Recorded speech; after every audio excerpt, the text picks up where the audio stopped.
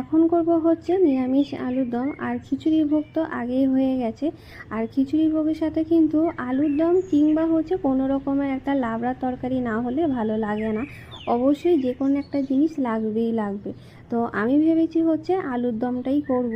তো আমি এখানে হচ্ছে আলুর দমের জন্য বেশ কিছু আলু নিয়ে নিয়েছি, তবে এই কটাতে হবে না, আরও বেশ কিছু আলু লাগবে।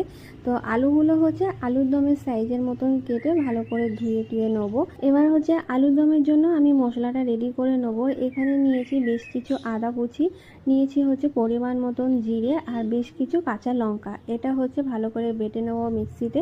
তো শিলেও বাটা যেতে পারে, তো আমি মিক্সিতেই বেটেছি।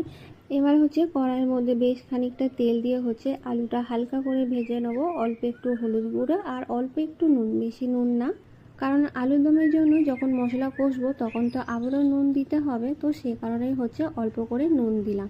এবার হচ্ছে কড়াইয়ের মধ্যে আবারও বেশ কিছুটা তেল দিয়ে দিয়ে দেবো হচ্ছে গোটা জিরে ফোড়ন, শুকনো লঙ্কা, দুটো মতন তেজপাতা আর দিয়েছিলাম হচ্ছে গোটা গরম মশলা। তবে গোটা গরম মশলা কড়াই দিলে বড্ড ফাটে। তো এবার হচ্ছে দিয়ে দিয়েছি বাটা মশলাটা, তারপর দিয়ে দেবো হচ্ছে টমেটো, খানিকক্ষণ কষে নিয়ে দিয়ে দেবো এক এক করে সমস্ত গুঁড়ো মশলা, হলুদ গুঁড়ো, লঙ্কা গুঁড়ো, নুন। আমি কিন্তু দু রকমের লঙ্কা গুঁড়োই ব্যবহার করেছিলাম, একটা হচ্ছে লাল লঙ্কার গুঁড়ো আর একটা হচ্ছে কাশ্মীরি লঙ্কা। এবার হচ্ছে মশলাটা কষিয়ে নিয়ে দিয়ে দেবো হচ্ছে ভেজে রাখা আলুটা, যেটা ভেজে তুলে রেখেছিলাম। আলুটা দিয়ে খানিকক্ষণ কষে নিয়ে তারপর দিয়ে দেবো পরিমাণ মতন অল্প একটু চিনি আর দিয়ে দেবো হচ্ছে গুঁড়ো গরম মশলা। তারপর খানিকক্ষণ আবারও কষে নিয়ে তারপর দিয়ে দেবো অল্প একটু জল, আলুটা সেদ্ধ হওয়ার মতন। সেদ্ধ হয়ে এলেই দিয়ে দেবো হচ্ছে বেশ কটা কাঁচা লঙ্কা, আর তার সাথে আবারও একবার দিয়ে দেবো হচ্ছে গুঁড়ো গরম মশলা। তো গুঁড়ো গরম মশলা কিন্তু আমি দুবার ব্যবহার করেছি এই ক্ষেত্রে।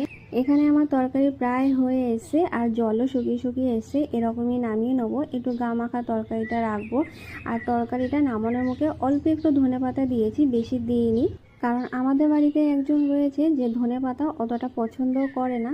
আমি ঠাকুরের ভোগের জন্য আজ কী কী রান্না করলাম তোমাদের একবার সেটা দেখিয়েও দিলাম।